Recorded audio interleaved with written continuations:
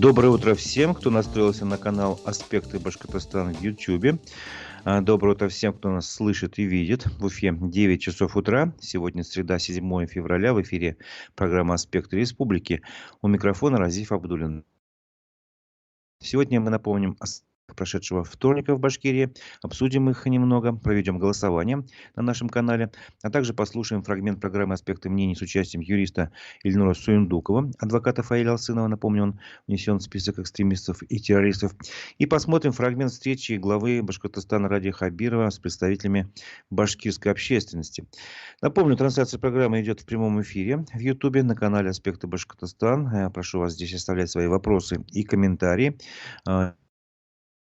Делитесь с друзьями ссылкой программы, подписывайтесь сами, если вы еще не подписаны. Этим вы поддержите работу нашей редакции. Подписывайтесь и на наш телеграм-канал «Аспекты Башкортостана». Итак, давайте начнем обзор прессы.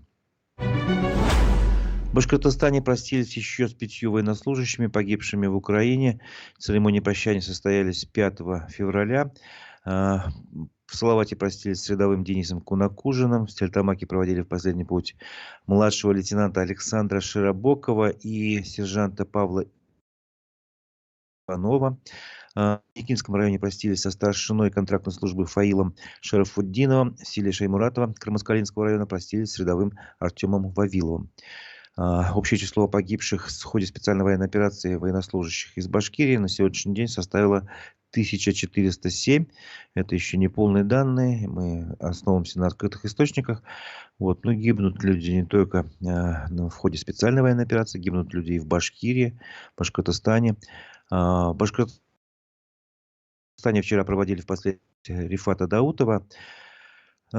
Этот человек, который был задержан в ходе расследования дела о массовых беспорядках по Баймакскому делу, он был задержан 25 января в деревне Новые Чебенки Зианчуринского района. По некоторым данным, он попал в поле зрения силовиков, так как находился во время протестной акции 19 января в Уфе рядом. Вроде бы ждал свою девушку на соседней улице возле телецентра. Был замечен там. 25 января его задержали в Зианчуринском. 26 января уже позвонили родственникам, сообщили о необходимости опознать его тело в морге. Само опознание произошло 27-го, а 31-го стало известно о назначении судмедэкспертизы и физико-химических исследований по факту смерти Рифата Даутова. А вчера, получается, где-то после 2-3 часов дня мы получили сообщение, вернее, мы спросили сестру Рифата, Залию, когда и где похороны. Она сообщила нам в ответ, что похоронили только что. Еще не объявилось, чтобы не собирался народ. Были только родные, и то не все. Тут везде полиция и ОМОН. И эту фразу растиражировали многие СМИ. Собственно говоря, понятно, что силы правопорядка не хотели, видимо, чтобы какое-то массовое было прощание. Видимо, и родным это было не надо, с одной стороны. Зачем превращать похороны в какую-то протестную акцию? Собственно говоря, понять их можно. И в то же время о Рифате Даутове зашла речь на встрече башкирской общественности главы Башкортостана Ради Хабирова. Он разместил у себя на телеграм-канале видеоролик и сопроводил его такими словами, что этот фрагмент, этот видеоролик о том, что нам действительно нужно больше говорить с людьми и объяснять им все сложные процессы, которые сейчас происходят, чтобы не видеть, как идеи самого радикального экстремизма попадают в головы людей, даже, казалось бы, уже умудренных опытом. Тем не менее, дискуссия была очень интересной. И нашего режиссера поставить фрагмент этой встречи. Мы не полностью его покажем, немножко сократили, но тем не менее он даст понять, что там происходило. Давайте посмотрим.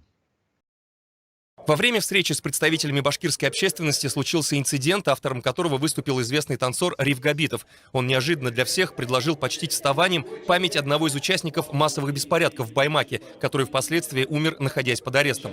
У представителей башкирской общественности это предложение вызвало как минимум недоумение, и поддержки инициатива ни у кого не нашла. Предлагаю от имени Аксакалов его память почтить вставание. Минута молчания. Пожалуйста. халық исеменнән һайланманымы? Нишләп без халық түгелме? Һеҙҙе кем һеҙгә бирде ул халық исеменнән сығыш яһарга, Ариф ағай? Беренсенә, Бер халык исеменнән сығыш яһаманы. Балаларығыҙ ҡайҙа булды ошо көндө? Һеҙ йәштәрҙе саҡырып утҡа итеп тыҡтығыҙ. Үҙегеҙҙең балаларығыҙ ҡайҙа булды, мәҫәлән? Һеҙ күптәр, һеҙ йәндәрегеҙ ҡайҙа булды? Глава Башкортостана ответил Рифу Габитову и пояснил свою позицию, почему он против подобных действий. Рифат Ихач, Фаиль Тимирянович, вы взрослые люди, и в своей среде вы состоялись, и за это вам спасибо. Но все-таки, мне кажется, уважать друг друга надо здесь. Мы вас уважаем, и это мы вас уважаем. Дальше. Значит, еще раз повторяю, пожалуйста, говорите от своего имени. Чтобы говорить от имени народа, ох, как много нужно сделать. И полагаю, что здесь от имени народа и от имени вот какой-то группы аксакалов вы от себя говорите, поскольку я предлагаю вам диалог и разговаривать с каким-то мифическим вот вашей инициативной группой не собираюсь. Я с вами лично разговариваю. То, что касается, значит, ваше предложение минуты молчания, оно отвратительно. Понимаете? Оно отвратительно. И бессовестно, я считаю. Потому что минуту молчания мы должны предъявлять тем людям, которые действительно погибли за Родину, за свободу, заслужили уважение людей. Вот что предлагаете с вашей минутой молчания, возвращаясь? Человека, который совершил и обвиняется в тяжком преступлении. Организация массовых беспорядков и посягательств на сотрудника, которого пришлось брать спецназом, значит, которым случилась беда, которую никто не ждал, который скончался, пока по пути перевозили. Результаты экспертизы нам еще неизвестны. Тем не менее, уже первые результаты экспертизы, которые показали, что нет ни гематом, ничего, нам говорят о чем? В то же время соседи говорят, и значит, о том, что, не буду просто память, его только сегодня, кстати, похоронили. Значит, с семьей вели все это время диалог. Я там совсем не хочу приводить параллели. Вы там американскую историю посмотрите, как одного наркомана, значит, там, что после этого было и так далее. Поэтому, мне кажется, человек умный, ответственный, взрослый, как говорят аксакал, 5 раз должен подумать, когда такие вещи предлагает, чтобы потом до конца жизни не было стыдно за такие глупые вещи. Ну и так, вы сами все видели и слышали, собственно говоря, комментировать не хотел, конечно, вот этот фрагмент, но тем не менее хочется пару слов все-таки сказать. Вот эта реакция, конечно, юриста, напомню, Ради Хабиров сам преподавателем был в БГУ, в юридическом институте. Вот, он прекрасно знает, что такое презумпция невиновности, я думаю. Вот. Тем не менее, он уже заявил, что этот Рифат Даутов организатор массовых беспорядков.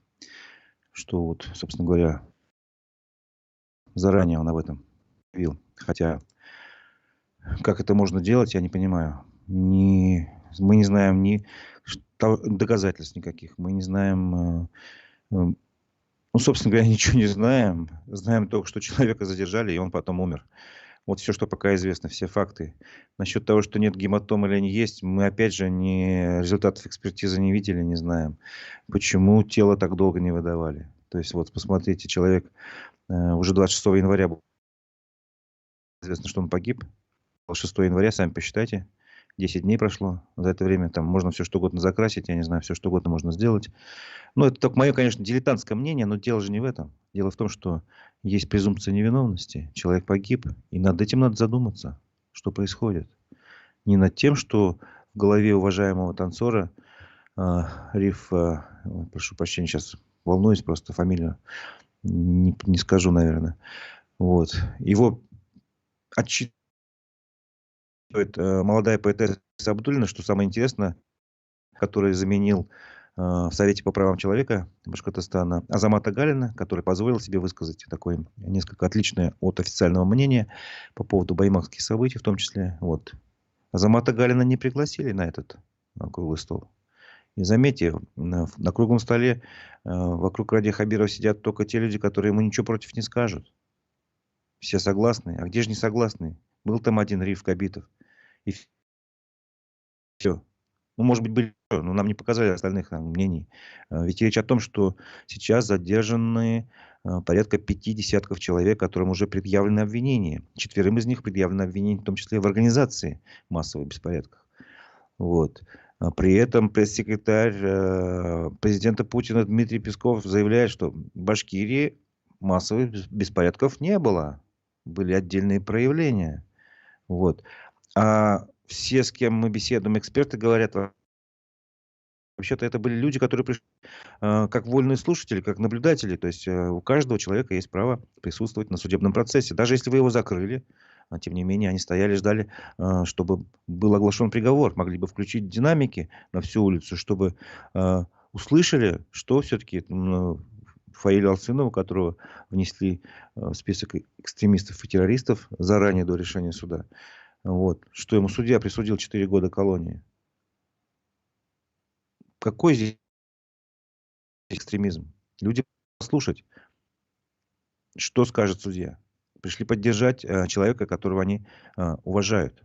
Этого же нельзя скрывать. Вот. И вы говорите, что это экстремизм. Радикальный экстремизм попадает в голову людей, даже, казалось бы, умудренных опытом. Вы фактически вы обвинили Рифа Габитова, уважаемого танцора, деятеля искусств, в экстремизме. Вы думаете, о чем говорите?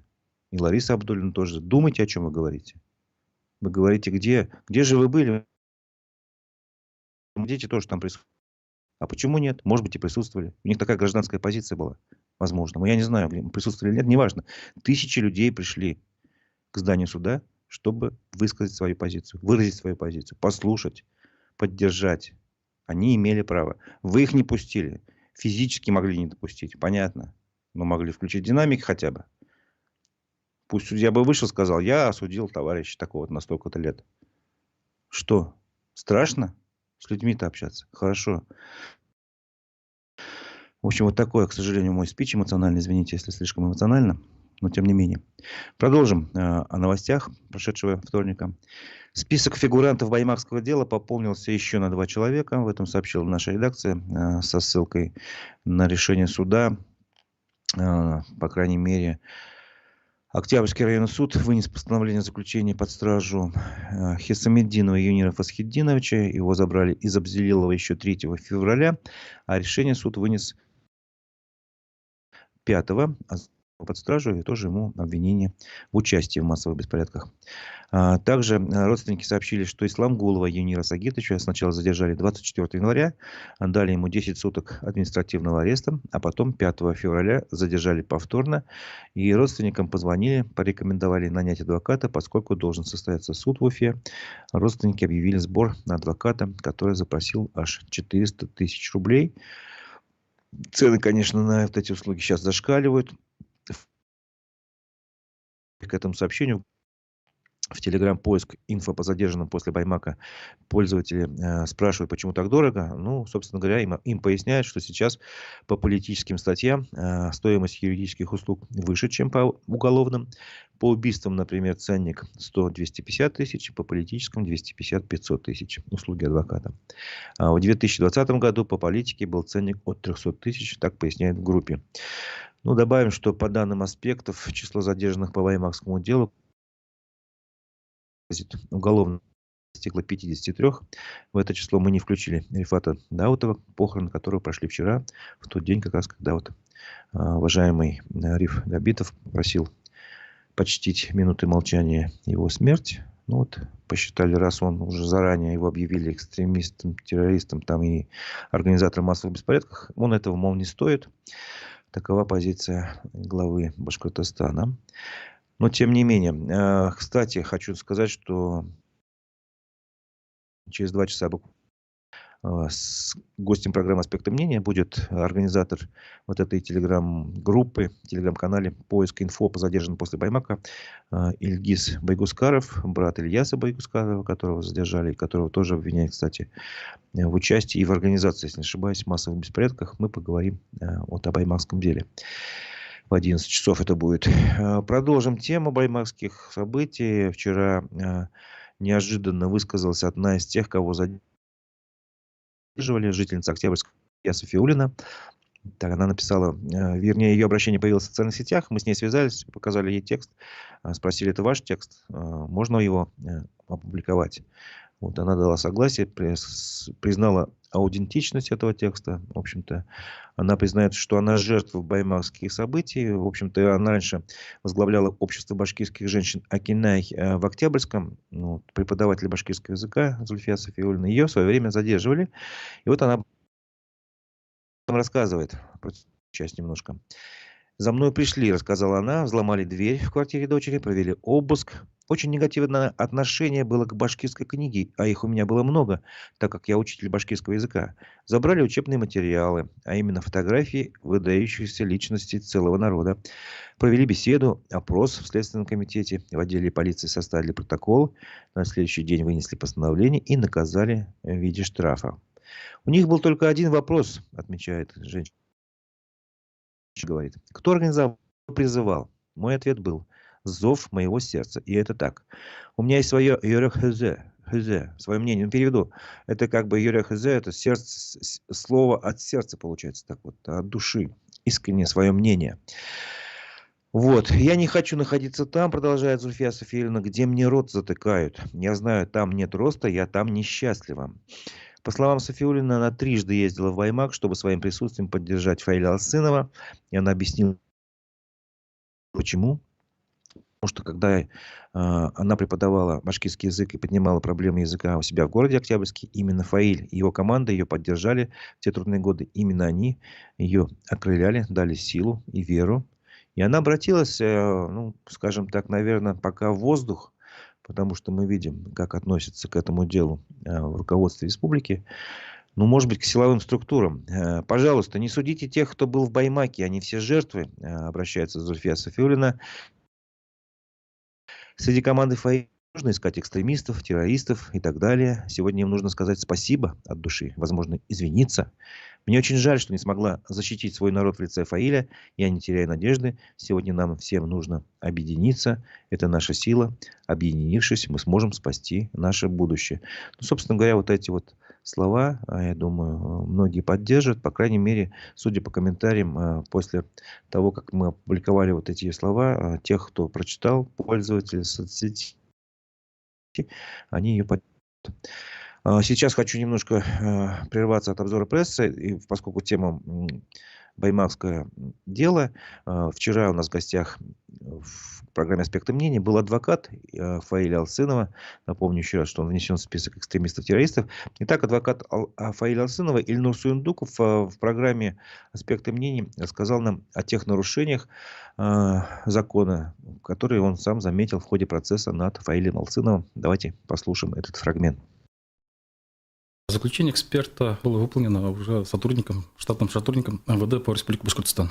Ну, тогда в экспертизе давайте обратимся, потому что об этом как бы мало вообще говорится. Грубые процессуальные нарушения, они уже начались при производстве следственных действий, потому что следователь по закону должен был сначала вынести постановление о назначении лингвистической экспертизы, а затем вызвать себе обвиняемого, подозреваемого, его защитника. Соответственно, он должен предъявить вот это постановление на ознакомление, потому что, согласно закону, сторона защиты имеет право заявить отвод эксперту. Вот, в данном случае мы непременно при выполнении требований статьи 217 я сразу указал о том, что мы данному эксперту не доверяем, потому что он является сотрудником полиции. Есть такие процессуальные права стороны защиты. Это заявить отвод эксперту, поставить перед экспертом свои вопросы. Не должно быть все свалено в одну кучу. То есть вот тебе показали постановление, что будет экспертиза, ты должен подумать, с адвокатом вместе, какие у вас еще есть вопросы, добавить их, условно говоря. Если вам эксперт не нравится, попросить другого, условно, ну так попроще, если говорить, другого эксперта назначить. И вот потом уже проходит сама экспертиза, и заключение потом появится, вы потом уже в следующий раз еще с ним ознакомитесь. А тут все в один момент произошло. Да, я скажу более. Дело было возбуждено 18 августа 2023 года. А когда должны были сказать об этом фигуранту дела, скажем так? О возбуждении уголовного дела уведомление направляется незамедлительно. А он узнал только в октябре? Да, он узнал по факту задержания, когда его доставили в следственный отдел. Есть какая-то норма, не знаю, в Конституции, может, где говорится, что если нарушены процессуальные нормы, то все, не надо там дальше заниматься этим делом? Тут, конечно, такой оценочный момент, потому что насколько это нарушения влекут признание тех или иных доказательств допустимыми, недопустимыми, это вообще существенное нарушение, несущественное нарушение. Конечно, все это имеет значение. Но нормы определенные есть. Если да, конечно. Такие конечно. вот, то, что если процессуальные нормы нарушаются, то стоит задуматься вообще о продолжении дела. Такие нормы есть. Да, конечно. Вот вы говорили, что подавали за ходатайство о повторной экспертизе. Реакция судьи какая? Учитывая, что был процесс закрытый, мы всех деталей не знаем. Судья даже не удаляя совещательную комнату, вынесла решение об отказе в удовлетворении заявленного ходатайства за необоснованностью. Никакой мотивировки не было. Потом увидели, соответственно, постановление было вынесено позже. Вот эти постановления в данное время получили, и, соответственно, пока идет процесс обжалования. То есть там есть какие-то основания для обжалования, для апелляционной Да, жалобы? конечно, конечно. Какие-то еще были просьбы от защиты? Ну, поскольку имелось заявление главы, и в связи с тем, что Алсынов не доверял составу суда, судейскому корпусу Республики Башкортостан, естественно, мы после согласования заявили ходатайство об изменении территориальной подсудности дела, чтобы дело передали в Правобережный районный суд города Магнитогорска. Ну, обычно по закону такие ходатайства должны быть разрешены вышестоящим судом, и поскольку Магнитогорск относится к другому судебному округу, естественно, вот это заявленное ходатайство у нас подлежало по закону рассмотрению судьей Верховного суда Российской Федерации. То есть, по идее, судья должен был прервать заседание и сказать: так, поскольку такая ситуация, надо мне отправить вашу просьбу в Верховный суд России, чтобы они рассмотрели. Все верно. По закону так должно быть. Да, по закону должно быть именно так. Материалы уголовного дела направить в Верховный суд Российской Федерации для рассмотрения и разрешения по существу нашего заявленного ходатайства. А между тем, судья даже таким же образом, не удаляясь в совещательную комнату, а совершенно спокойно выносит решение об отказе да? в удовлетворении заявленного Ну, ходатайства. на мой взгляд, это уже одна из оснований там, в апелляционной жалобе. Как бы, Да, как конечно, минимум. это грубое нарушение Уголовно-процессуального кодекса Российской Федерации, что является самостоятельным основанием для отмены постановленного обвинительного приговора. Ну, вы тем самым сейчас даете большую надежду многим, кто следит за процессом. Вы можете не комментировать мои высказывания. Если бы мы жили по-настоящему правовом государстве, то исход дела можно было на 100% предсказать. Сразу оговорюсь, это не я даю надежду, это закон дает надежду. Я понимаю, да, конечно. Это был фрагмент программы «Аспекты мнений» с участием адвоката Фаиля Алсынова и Ильнура Суюндукова. Ну вот вы тоже прекрасно все слышали. Фраза «надежду дает закон». В ходе всего... Вы можете посмотреть, кстати, полностью его программу, потому что программу с его участием на нашем канале в Ютубе в том же или на площадках ВКонтакте, в Одноклассниках, в Яндекс.Дзене. Дело в том, что мы подробно обсудили ход процесса по делу Фаиля Алсынова. Там, начиная от предъявления обвинений, уже были нарушения и в ходе следствия, и в ходе самого судебного процесса. Как по мнению адвоката, были нарушения. Я надеюсь, он как бы свое дело знает. Собственно говоря, я его мнению доверяю. Вот. И вот эта фраза «надежду дает закон», это, конечно, хорошие слова, согласен, но тем не менее закон это надо исполнять, а закон конкретные люди. Мы с вами, там, чиновники, судьи, судебные приставы, следователи, сотрудники МВД. Все это те, у которых, в принципе, законы у нас написаны достаточно хорошие. В свое время, когда в период, скажем так, демократизации были приняты нормальные законы, которые уважают права граждан. Но надо же еще их соблюдать. Вот. А вот тут уже надежду дает, как бы, наверное, мы сами себе. Если мы будем требовать, чтобы исполнялся, чтобы как бы правосудие совершалось, чтобы уважали права людей, которые по закону до решения суда считаются невиновными. Вот. Ну, сейчас хочу перейти к теме, к нашему голосованию, потому что как бы, я заранее запланировал в свое время, по-моему, в понедельник кто-то из наших слушателей попросил именно такое голосование провести, а тут есть инфоповод. Вот, надежду дает закон, а законно ли снимают Надеждина с выборов, каламбур, простите. Дело в том, что сегодня Центр избирком собирался принять решение о судьбе кандидата в президенты России Бориса Надеждина, оставить его или снять с выборов из-за якобы 15% браков в подписных листах. Но сам Борис Надеждин направил в ЦИК письмо с просьбой перенести значит, рассмотрение его кандидатуры на 10 февраля. И, короче говоря, Элла Памфилова согласилась, правда, не на 10 перенесла, а на завтра, на 8 февраля. Тем не менее, вот, завтра состоится заседание Центра избиркома, на котором станет ясно, будет ли альтернатива Путину и его курсу на выборах в лице того же Надеждина, или россиян лишат такой возможности, лишат надежды на Надеждина, скажем так, простите еще раз за каламбур. Поэтому голосование запускаем на нашем канале в Ютубе «Аспекты Башкортостана». Вопрос такой: как вы собираетесь вести себя на выборах президента? Тут Тут 4 варианта ответа. Пойду, в любом случае пойду. То есть неважно, кто будет в бюллетенях, все равно хочу выразить свою гражданскую позицию. Я об этом обдумаю. Время еще есть, но я в любом случае пойду. Второй вариант. Не пойду. Ну, тут то же самое. Не пойду по разным причинам. Неважно, будет там выбор, не будет выбор, который меня устраивает. Будет кандидат достойный, не будет, по моему мнению. Я все равно не пойду. Третий вариант. Пойду, если будет выбор. То есть, если будет какая-то альтернатива реальная. То есть, не будет такого, что все кандидаты, как бы, они в поддержку Путина. И все. И тогда это, в принципе, собственно говоря, это не выбор, а референдум о действующему главе государства. Вот. Пойду, если будет выбор. И четвертый вариант напишу в комментариях. Это уже, если вас ни один из этих вариантов не устроит, пишите в комментариях. Так, голосование на нашем YouTube-канале уже запущено. Отвечайте на вопросы. Итоги подведем к концу программы. Кстати, издание «Идель Реали», признанное СМИ иноагентом, вчера тоже дало такую заметку про Бориса Надеждина, где, собственно говоря, его взгляды были изложены, которые именно регион. В том числе, например, об изучении национальных языков в школах России было выведено заголовок мнение Бориса Надеждина. Это решение должно быть ничьим, кроме родителей. И фраза такая, которую я вот выписал, про губернаторские выборы. Ну, выборы руководителей регионов, естественно. Для начала я верну реальные выборы губернаторов без прохождения муниципального фильтра, сказал Борис Надеждин. Губернатором должен быть человек, который хорошо известен в регионе. Считаю, что необходимо увеличить финансирование регионов. И прежде всего не перед Москвой, а перед своими избирателями. Вот так, как говорится, золотые слова, да Богу в уши. Вот. И продолжим обзор прессы. Глава Башкортостана постановил провести ревизию экологического ущерба в республике. Об этом сообщила наша редакция со ссылкой на другие источники.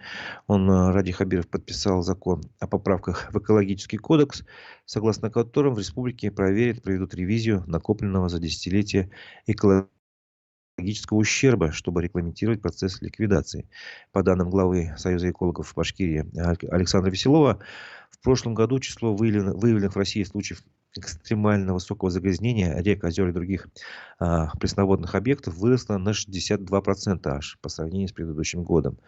Вот. Ранее власти Башкирии выделили на изучение последствий изменений климата 160 миллионов рублей. Средства пойдут на проведение 4 многолетних исследований влияния глобального потепления на растительные миры почвы Южного Урала. Ну, собственно говоря, ревизию накопленного за десятилетие экологического ущерба надо было, конечно, провести гораздо раньше. Все мы помним, что и знаем, что в Уфе, например, есть, огромное там количество шлама и насыщенного диоксинами почвы на месте бывшего Уфахимпрома, почти в центре города это находится. Что там происходит, это только страшно представить. Вот, продолжим обзор прессы. В Башкортостане возбудила в отношении исполняющего обязанности главного архитектора Туймазинского района. Он подозревается в выдаче подложной градостроительной выписки, сообщили в Республиканском следственном управлении. И это дело, кстати, тоже имеет отношение к экологии. Сейчас я поясню, почему. Потому что, по версии следствия, к чиновнику в прошлом году обратился генеральный директор компании «Санэко» с просьбой предоставить ему, такой документ, выписку из градостроительного регламента о переводе земельного участка в Туймазинском районе из категории земель с видом использования для производственных коммунальных объектов на такую поправочку сделать, на размещение отходов. Вот. И этот вот товарищ, который исполнял обязанности главного архитектора, понимая, что это все как бы незаконно, зная, что никто не менял еще вот это вот разрешение на использование земли для отходов, он дал, указание своему сотруднику изготовить такую выписку, на самом деле, получается, подложную, которую лично сам подписал и отдал, представителю фирмы. Ну, история замалчивает, сколько он за это денег получил.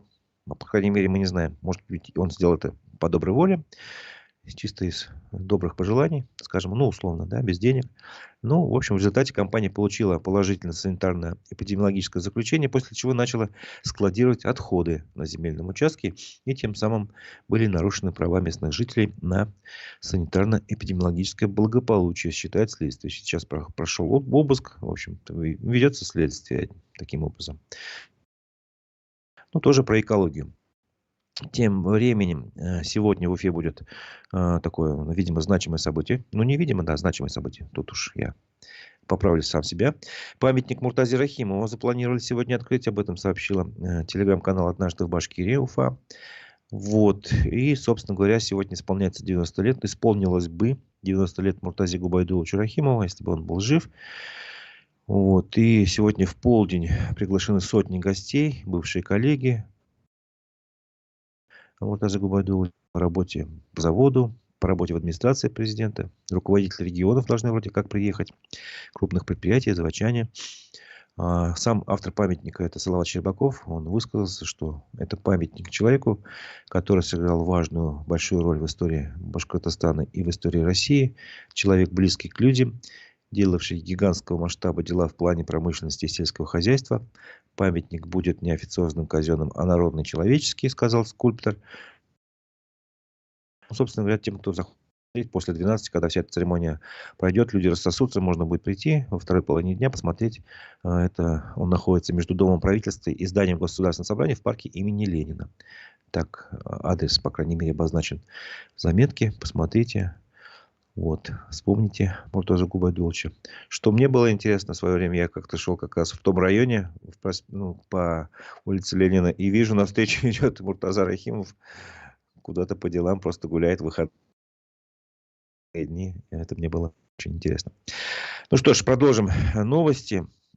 Рассмотрение кассационных жалоб по делу Лилии Чанышевой и Рустема Мулюкова назначено на 4 марта, сообщил адвокат Рамиль Гизатуллин. Напомню, что Лилия Чанышева и Рустем Мулюков внесены в список экстремистов и террористов. Так вот, 4 марта, значит, будет рассмотрение кассационных жалоб, и в том числе и представление по приговору со стороны обвинения, не только сторона защиты,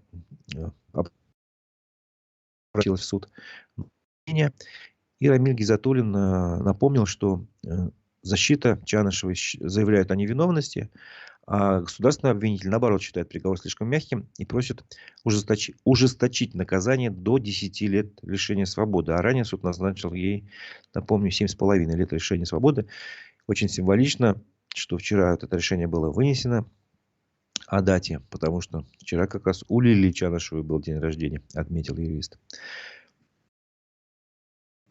Вот, и не сказать об этом тоже невозможно. Ее муж Алмаз Гатин написал письмо ко дню ее рождения. Можно об этом немножко тоже, наверное, сказать. Об этом сообщил телеграм-канал Эхо ФМ. Вот. И, цитата небольшая. За эти годы, с 9 ноября 2021 года, сегодня 819 день, как моя невиновная супруга в тюрьме, пока ношу передачи, хожу на свидание в Москве, в Уфе и сейчас здесь, в Березниках, написал Алмаз Гатин. Я вижу сотни глаз матерей, которые приходят и остаются рядом со своими детьми, поддерживают их и остаются сильными. Как же тяжело и больно женщинам, матерям в нашей стране.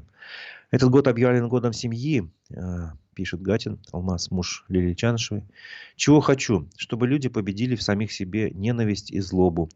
Чтобы звонок в дверь означал не страх, а то, что пришли к тебе друзья, родственники и близкие. Чтобы дома были полны детским смехом. Чем темнее ночь, тем ближе рассвет, и солнце взойдет. Обязательно. Это дата из письма Гатина, который он написал ко дню рождения Лилии Чанышевой. Тем временем в Уфе полицейские задержали мужчину, устроившего стрельбу с балкона. Это было вчера утром. Он открыл стрельбу, мужчина этот, по прохожим прямо на улице Габдуллы Амантая с балкона дома номер 9/1. Несколько раз выстрелил в сторону рядом стоящей школы. В этот момент под окнами шли ученики. Об этом рассказал телеканал ЮТВ. Ну, в общем-то, многие СМИ об этом написали. Вот, полиция уже задержала стрелка. И полиция в МВД, в пресс-службе МВД по Башкортостану сообщили, что один из местных жителей, находясь в состоянии алкогольного опьянения, произвел несколько выстрелов в воздух из зарегистрированного охотничьего ружья. Пострадавших нет. Мужчина доставлен в отдел полиции. Ружье изъято. Ну, собственно говоря, не пейте, господа, как говорится, чтобы не было беды. Тем более, когда у вас оружие под руками. В Башкортостане в суд поступило новое дело о военных фейках. Информация появилась на сайте суда 6 февраля, то есть вчера, на рассмотрение этого суда поступило дело гражданина СССР, в кавычках, Евгения Шепелева. Ну, гражданин СССР является, получается, так сказать, членом организации «Граждане СССР». Эта организация признана экстремистской, запрещена, ликвидирована в России. Вот. Его, значит, обвиняют по статье 207, часть 3, ну, по фейкам, получается. Вот. Дело против мужчины возбудили еще в прошлом году, 2 ноября. Основание о действиях российской армии в Изюме. Следствие считает, что Шепелев опубликовал этот свой пост 16 сентября 2022 года на своей странице ВКонтакте. Сейчас эта страница недоступна. В общем-то, там у него все это как бы... Прошел у него дома обыск, у него изъяли технику, документы, и как раз там была символика вот этой организации запрещенной, граждане СССР. И в качестве меры пресечения ему избрали подписку о невыезде. Суд вчера должен был рассматривать, ну как суд прошел по... Тем временем YouTube заблокировал каналы региональных подразделений ГТРК. ГТРК — это телеканал «Россия». В каждом регионе есть филиалы этой телекомпании, в том числе у нас есть «Россия-Башкортостан».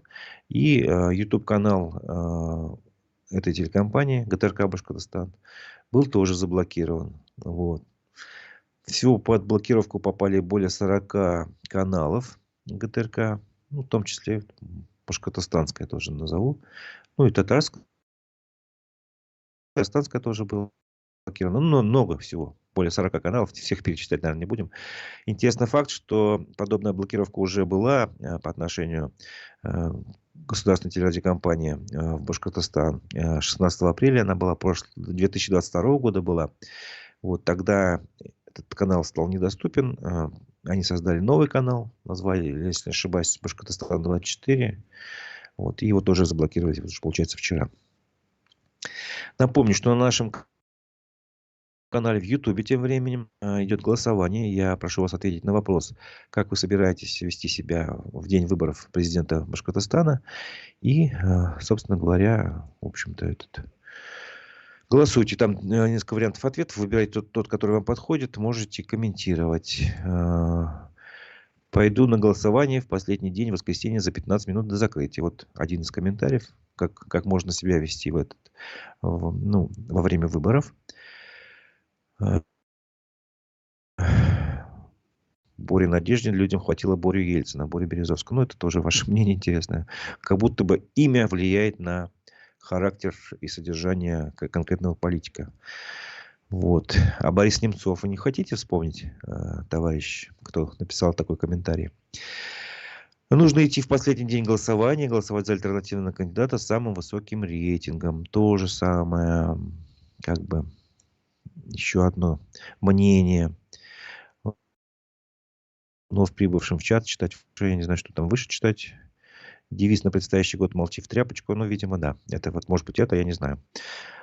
И еще тут предложение, что в память Муртазы Губайдуловича Рахимова в 6 часов вечера тем, кто за рулем, надо нажимать на клаксоны в память погибшего... нет, не в память Муртазы Губайдуловича, прошу прощения.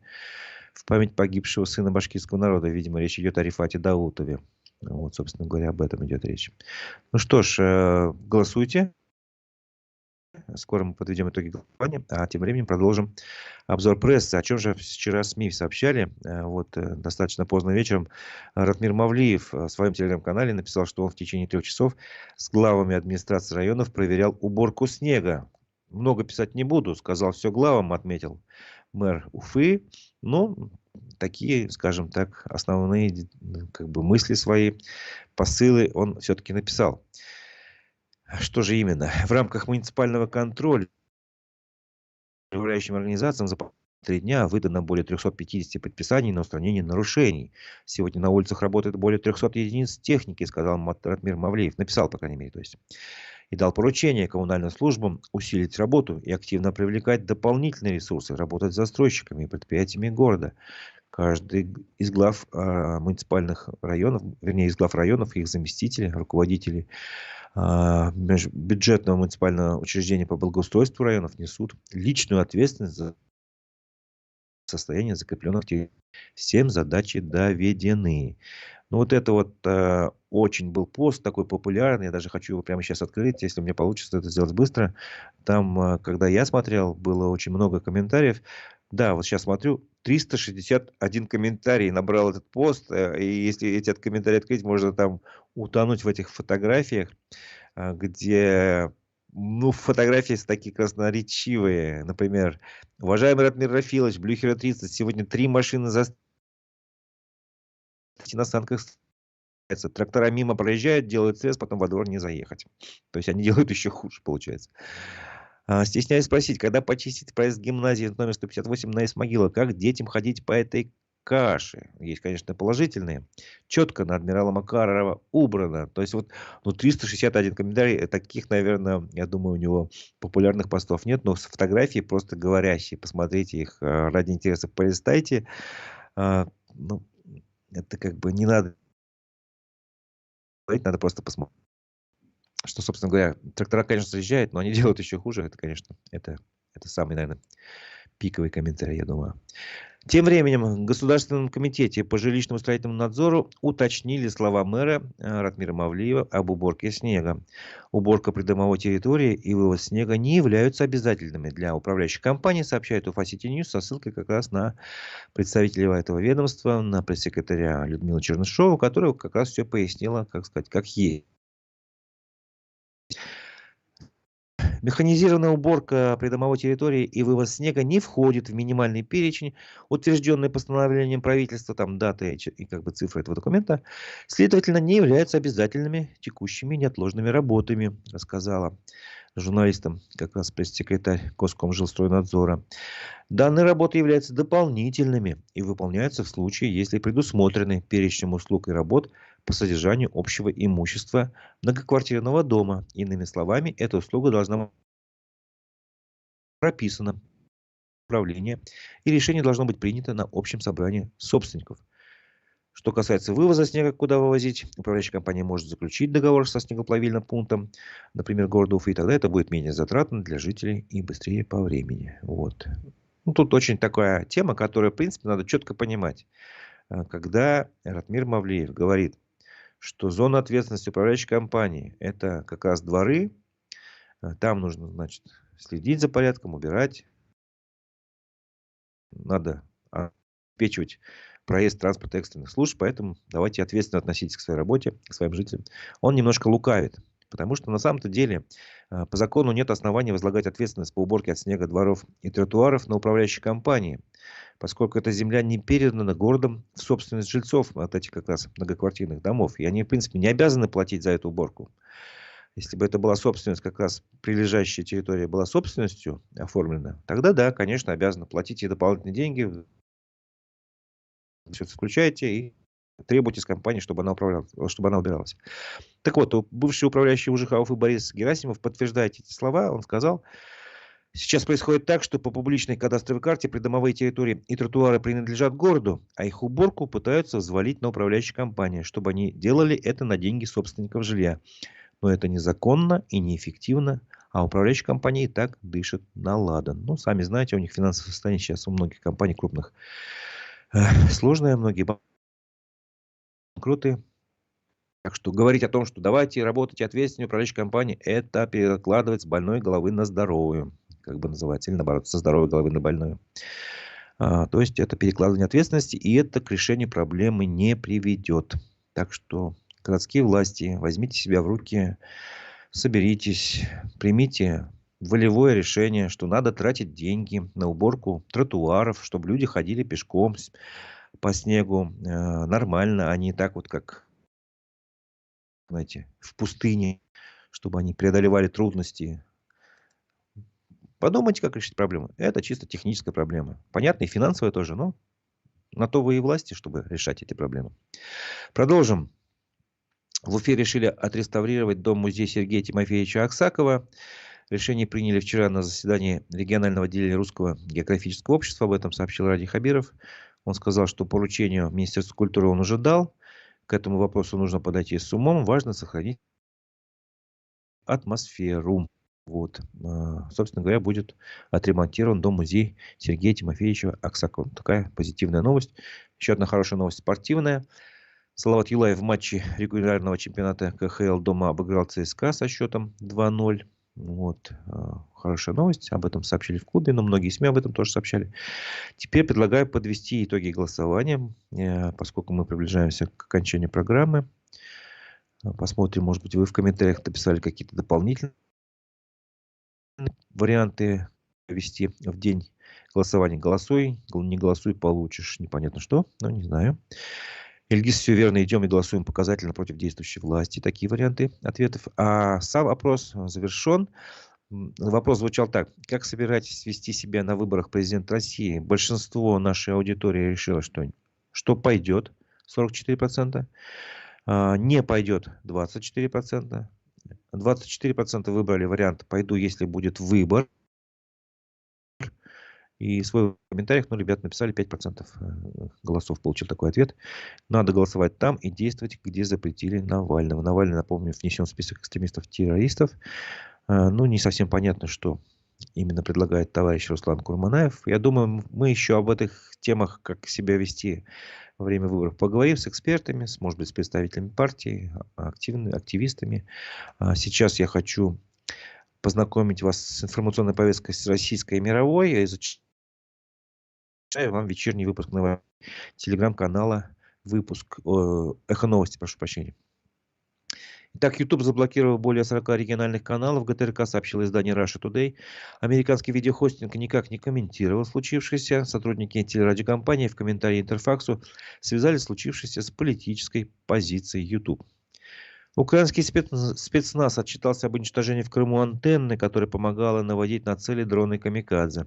В сообщении сил специальных операций говорится, что заминировали объект на добывающей платформе в Черном море. Российская сторона это не комментировала. Центр избирком отложил до 8 февраля заседание, на котором будет объявлено о решении по допуску Бориса Надеждина на президентские выборы. Об отсрочке просил сам политик, объяснивший, что ему нужно время, чтобы учесть все замечания комиссии по поводу подданных подписей. Правда, он просил перенести заседание на 10 февраля. Ранее Центр избирком забраковал 15% подписей, но позже признал, что в ряде случаев это было сделано ошибочно. В иркутской колонии покончил с собой заключенный, выступавший потерпевшим по делу о пытках со стороны надзирателей и сокамерников. Об этом пишет Сибирь Реалия, внесенная в список СМИ иноагентов. В последнем письме из колонии Тахиржон Бакиев просил привлечь внимание к пыткам, которые к нему применяли, и говорил, что уже не справляется. Минюст добавил еще 3 организации в перечень нежелательных. В список попали Японский союз за возвращение северных территорий, Украинский крымско-татарский ресурс и зарегистрирована Международная конфедерация профсоюзов Industrial Global Union. Россия и Беларусь планируют объединить списки экстремистов и экстремистских ресурсов. По словам посла Беларуси в России, которого цитирует агентство Белта, этот вопрос будет решен уже в ближайшее время. В Краснодаре на блогершу и ее подругу составили протокол о пропаганде ЛГБТ за постановку с обменным кольцами и поцелуем. Региональное МВД расценило это как непристойное поведение в общественном месте краевого центра. Девушек заставили извиниться на камеру. Это был вечерний выпуск новостей телеграм-канала «Эхо новости». На этом наша программа завершается, но нашей работы нет. В 11 часов я приглашаю вас снова на наш канал «Аспекты Башкортостан». В программе «Аспекты мнений» будет психолог-коуч Ильгиз Байгускаров, который по стечению обстоятельств стал защищать права своего брата и задержанных по баймакскому делу. Напомню, он создал в Телеграме группу «Поиск инфо» по задержанным после Баймака, которая достаточно популярна. Информационный ресурс, где можно почерпнуть всю информацию как раз родственникам задержанных, как помочь им, что сделать, как организовать сбор и так далее, и так далее. Вот будем разговаривать с Ильгизом Байгускаровым. Будет интересно, надеюсь. Смотрите нас, включайтесь в 11 часов. А на этом я с вами прощаюсь. У микрофона был Разиф Абдуллин. До новых встреч в эфире.